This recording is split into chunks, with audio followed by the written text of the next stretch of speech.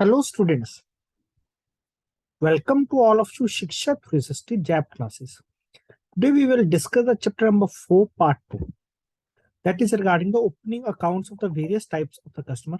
In the previous session we have discussed regarding the minor account, individual account and some of their properties. So now we will discuss further. First of all, we have discussed regarding here, that is the Hindu undivided family. Very important for the examination point of view. That is HUF account. Clear? You will experience that in the branches. Many of the customer basically will come to the branch basically for opening the account under HUF. So please one thing remember regarding that. Under the HUF account, basically, I will share one story that is last month. One of the customer basically visits a branch. This story, basically this thing shared by one of my student. That is, one customer basically visits the branch and asks to open the account, HUF account. Okay. And they say that they have not any PAN card of HUF. Clear? So kindly please remember that HUF PAN card, it is mandatory here. Clear? Because this account is to be opened basically for getting exemption under the income tax. Okay. So what is the requirement for basic requirement basically for that? It is to be, that is HUF account. Okay. HUF account is the basic requirement under that. HUF PAN card. So let's discuss further. Okay. So in the HUF or in a HUF, the business is inheritable. That is, from generation to generation, the business is going to be continuous. Whenever or where a Hindu dies, sorry, where a Hindu dies, leaving a business, it pass on to the legal heirs. Clear? That basically pass on to the legal heirs. If he leaves male children, clear? If he leaves male children, then it descends to them and the property becomes a HUF property. Clear? And that property basically becomes a HUF property. And that all the legal heirs of that, they are to be called as the members, or all the members of the family are called co-parceners. Clear? All the members of the family basically are called as co-parceners, and the eldest male child is the manager or the karta. Clear? So just remember the karta. As there is anything regarding the post of the manager, just basically the eldest male child. Clear? Or who is dealing all the things, or who is dealing with all the things, or who has the signing authority, that is to be known as the karta. Since 2005 amendment to the Hindu Succession Act, daughters, whether married or unmarried, clear, even daughters are also included under that. Clear? Since 2005 amendment to the Hindu Succession Act, daughters, whether they are to be married or unmarried, are recognized as co-parceners. Clear? Since 2005 amendment to the Hindu Succession Act, daughters, whether they are to be married or unmarried, are recognized as co-parceners. Okay? Earlier, only male members are to be included under that. Now, both are to be included. Further, Delhi High Court held that the eldest female member of the family can be its karta in a HUF account. Clear? So this judgment basically it is given on 22nd of December 2015. Clear? Earlier, basically, they can become, like daughters can become the co-parceners. Clear? Whether it is to be married or not unmarried, but they cannot become the karta. Clear? But Delhi High Court, in their decision, that is on 22nd of December 2015, that the eldest female member of the family can be its karta in HUF. Clear? That is, both the male and the female can be act as the karta. Further, whenever an account is open, clear, whenever an account is open in the name of an HUF, all the adult members, clear, all the adult members have to be signed, even though the karta would operate on the account. Clear? I think all of you have seen the HUF form. In that, there is a provision that is all the members or all the co-parceners basically have to be signed on that. When the business is ancestral, that is from generation to generation, the co-parceners are liable. Clear? The co-parceners are liable to the extent of their share in the family property and have no personal liability. Clear? To the extent of their to the extent of their share in the family property and have no personal liability. Clear? And have no personal liability under that. Okay. So please ask any query, any question regarding the same.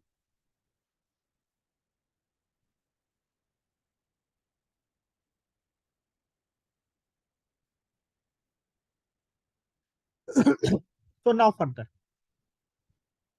what are the rules and regulations for opening and the operation of an HUF account? Clear? So what are the rules and operations for the HUF account? So let's discuss regarding that.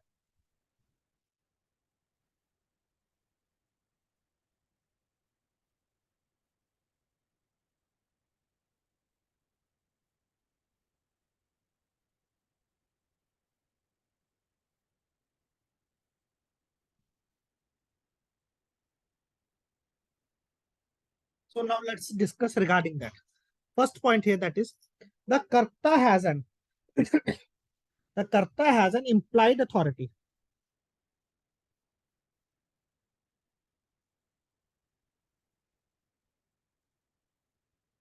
The Karta has an implied authority to avail loan and execute the necessary documents. Clear? The Karta has an implied authority basically to avail the loan and execute the necessary documents. Clear? That the Karta has the authority to sign on that. Further, to be on safer side, the loan documents should be signed by all the adult members. Clear? To on the safer side, because if the Karta died, so now the next one has to execute. Clear? Now the next one basically has to execute. That is the thing they are saying, that to be on a safer side, the loan documents should be signed by all the members. Next one, as there is no formal procedure for designating the karta. Clear? As there is not, that the eldest male member. Clear? Generally it will be the considered that is the eldest male member. So as there is no formal procedure for designating the karta, it is advisable to obtain a declaration from all the adult members of the HUF specifying the karta. Clear? Specifying the karta, that who will become the karta here. Further, that is the karta has the power. Clear? The karta has the power to transfer an asset. The karta has the power to transfer an asset provided it is made for a legal necessity or for the benefit of the state. Okay, the karta has the power to transfer an asset provided it is made, clear, provided it is made for a legal necessity or for the benefit of the state. Clear? Or for the benefit of the state. Next one, names of all the minor corporationers. Clear? That is less than 80. Names of all the minor corporationers should be kept on record and their guardians must sign the document on their behalf. Clear? So in that case, minor, it has been one guardian. Clear? So names of all the minor corporationers should be kept on record and their guardians must sign the document on their behalf. Next one, withdrawal of one of the co-partners.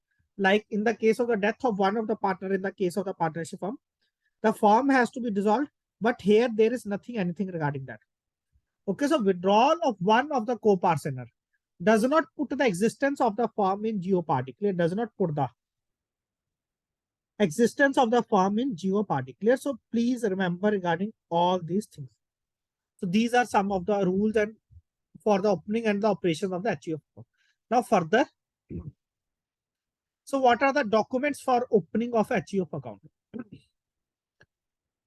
First one, account opening form signed by all the adult members of the HUF. First one here, that is the account opening form should be signed. Clear? Account opening form basically should be signed by all the adult members. Clear? Account opening form basically should be signed by all the adult members of the HUF. Second one, specimen signature card signed by the karta. Clear? Second one here, that is the specimen signature card is to be signed by the karta. Third one, joint Hindu family letter. Clear? This is also one of the form in the account opening. Joint Hindu family letter signed by all the adult members of the HUF. Clear? Joint Hindu family letter signed by all the adult members of the HUF. Clear? All the adult members of the HUF. Fourth one. In case HUF has a minor member. Clear? In case HUF has a minor member, the natural guardian should sign on her behalf. Clear? So in case the HUF a minor member, so basically who will sign? That is the natural guardian. Clear? The natural guardian basically should sign on her behalf. Fifth one. The account is to be operated by the karta. Clear? The account is to be operated by the karta. Who is karta? That is eldest family member. Clear? The account is to be operated by the karta, head of the family, if it consists of various branches. The other major co-parceners basically are allowed to operate on the accounts. Clear? Are allowed to operate on the accounts. Clear? So generally, I will tell you basically generally it will be operated by the karta. Clear? Even if there are 4 members in the family, so they are able to open the HUF account. Clear? As such, there is nothing, any condition regarding that.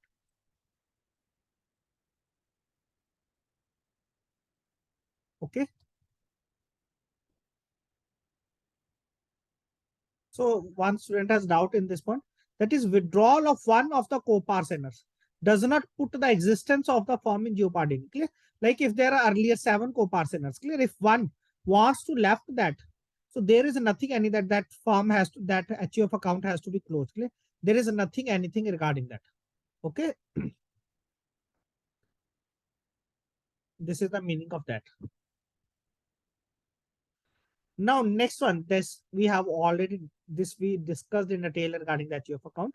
Now, next one here, that is the sole proprietorship forms. Please tell fast any doubt, any query. Clear? Hope this point is clear to you. Okay, sometimes there will happen like due to family dispute, they will put out one person out of that family. Clear? So like this way in that, they are nothing any condition regarding that. They have to open the new HUF account in this case.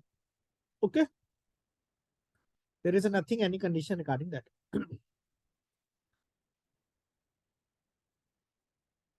Now move to the next question. Now, next point, that is the sole proprietorship forms. Now, next point which we have to discuss, that is regarding the sole proprietorship form.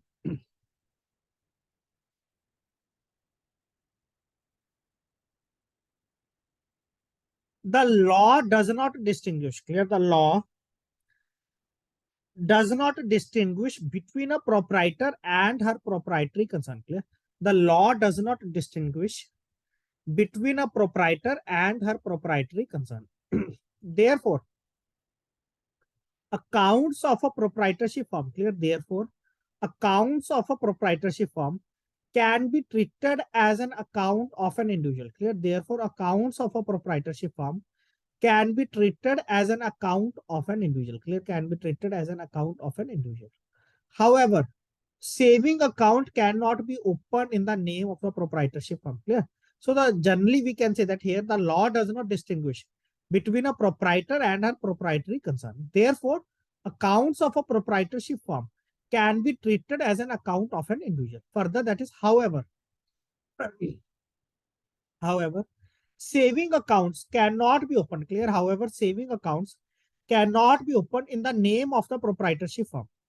A proprietorship firm does not require any document of incorporation. Clear? A proprietorship firm does not require any document of incorporation, nor it is required to be registered with any statutory authority. Clear? So a proprietorship firm basically does not require any document of the incorporation. Like in the case of the proprietorship firm, generally we have to open the current accounts. Clear? Generally we have to open the current accounts.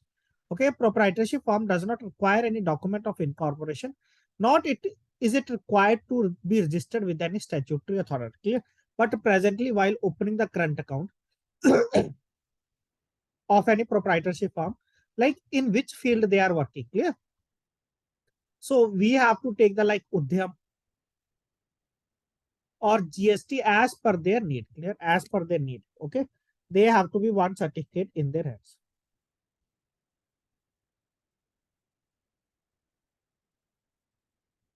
Okay. Now move to the next one.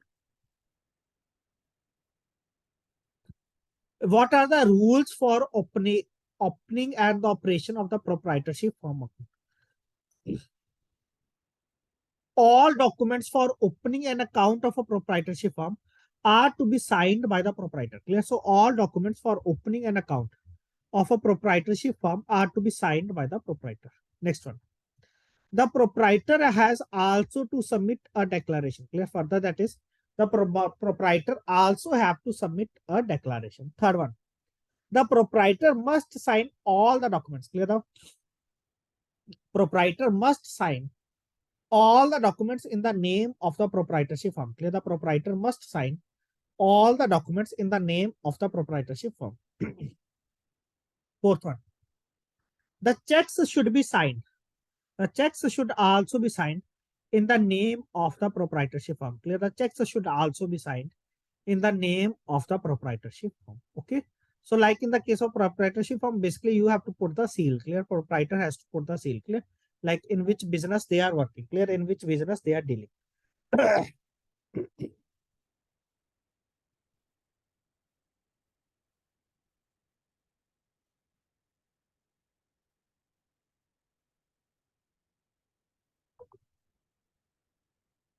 Okay.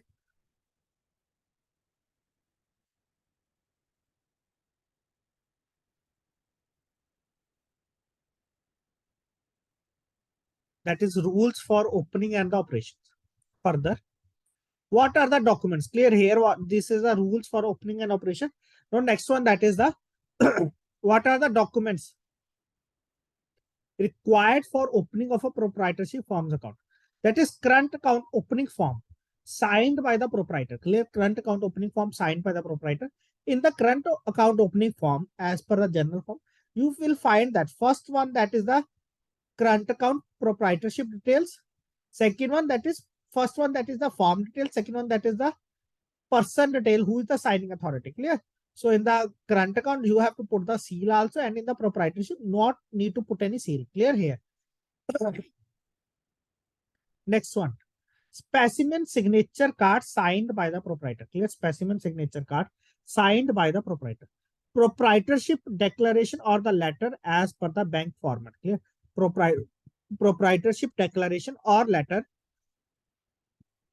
as per the bank format. Clear? As per the bank format. Clear? So kindly remember all these points. First one, that is the current account opening form signed by the proprietor. Second one, that is the specimen signature card signed by the proprietor. Current account opening form, it is signed by the proprietor. Second one, that is the specimen signature card, it is to be signed by the proprietor. Third one, proprietorship declaration or letter as per the bank format. Clear? Proprietorship declaration or letter basically as per the bank format.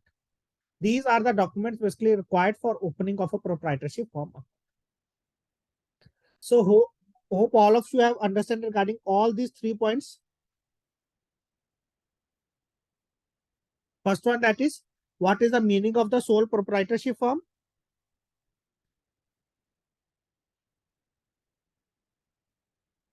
Second one, that is, what are the rules for opening and operations of the proprietorship firm's account? Third one, that is the what are the documents required for opening of a proprietorship firm account? Okay. So in the next session, I will discuss the partnership form. Due to some thought issue, I am not able to take session more. Partnership form we will discuss in the next session. Clear? Partnership form, what are the documents for the partnership form, and some others. Clear? Like trust account, government account. Clear? We will discuss in the next session. Clear? I will provide you the slides also, so you can go through that. Okay. So up to this much point, if anyone has any doubt, any query, please ask fast. Hope it is clear to all of you what we have discussed in this session. So thanks to all of you for joining this basic discussion regarding the accounts.